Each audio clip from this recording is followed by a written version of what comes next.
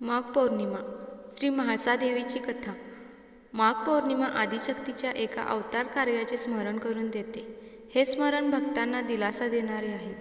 समुद्रमंथनातून अमृताचा कलश बाहेर पडताच अमृतत्व प्राप्त होण्यासाठी तो घेण्यास देव आणि दानव यांच्यात झटापट चालू झाली।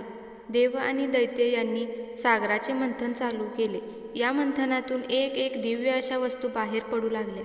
यातून उच्चैःश्रवा घोडा, हलाहल विष, अप्सरा आणि अमृताचा सुंदर कलश आला। हा कलश पाहताच देव आणि दैत्य झटापटी करू लागले, कारण अमृत पिण्यामुळे अमरत्व मिळणार होते। भगवान विष्णूंनी युक्ती काढली। त्यांनी एका सुंदर स्त्रीचे रूप घेतले। तिचे नाव मोहिनी। मोहिनीने आपल्या हाती कलश धरला। दैत्य तिच्याकडे पाहता पाहताच भान हरपून गेले। मोहिनीने देवांना अमृत पाजले। दैत्य तसेच राहिले। मोहिनीने आपली माया टाकून ते संकट दूर केले। मोहिनी अंतर्धान पावली।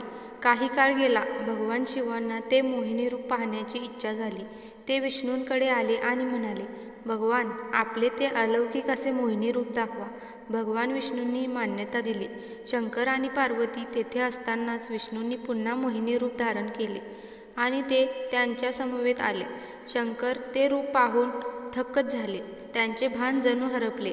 विष्णूने ते मोहिनी रूप पार्वतीमध्ये अंतर्भूत केले आणि ते अंतर्धान पावले। शंकरांनी पार्वतीकडे पाहिले। ती मोहिनी रूपात दिसू लागली। शंकरांना फार आनंद झाला आणि ते तिला म्हणाले, तुझे नाव महालया शक्ती असे राहील। हीच महालया शक्ती देवी म्हणजे म्हाळसादेवी। हिचा हा अवतार माघ पौर्णिमेला झाला। त्याची आणखी एक कथा अशी की पृथ्वीवर मणी आणि मल्ल या नावाचे दोन राक्षस ऋषीमुनींना आणि देवांना त्रास देऊ लागले। आश्रम उजाड पडले। अध्ययन संपले। सर्वत्र अत्याचाराचे थैमान चालू होते। या अत्याचाराला आवर कोण घालणार?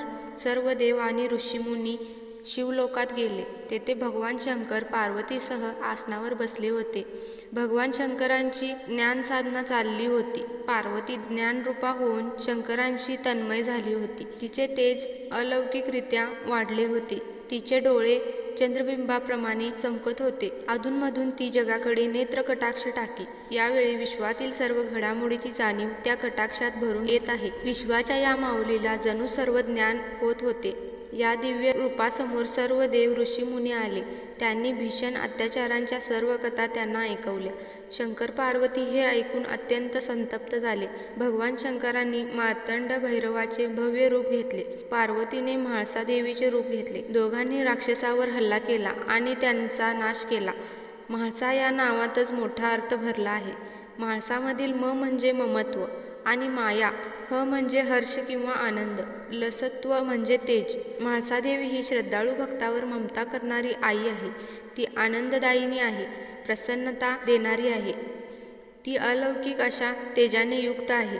माघ पौर्णिमा या तेजस्वी देवतेची अवतार कथा सांगते।